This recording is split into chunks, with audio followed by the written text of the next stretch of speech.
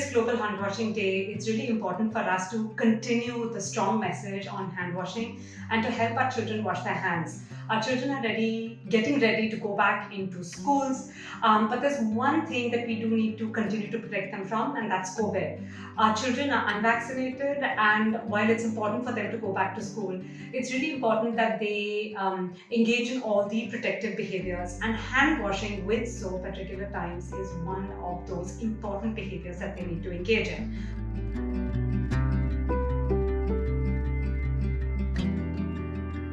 Hand washing with soap continues to be one of the most critical life-saving actions that we can do.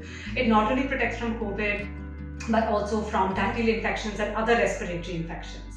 Second is that hand washing soap requires water and soap.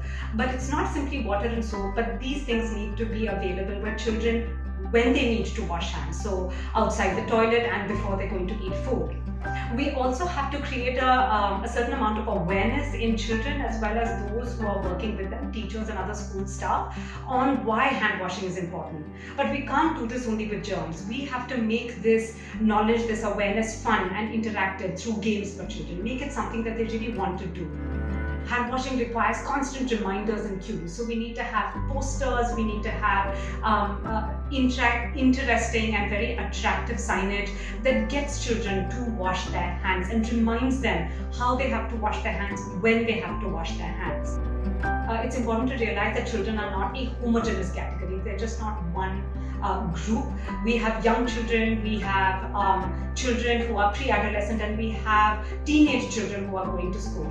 And the way that we do messaging and promote hand washing with these groups will differ because their interests differ. So we have to make sure that we are mixing up our hand washing messages to appeal to children of all ages.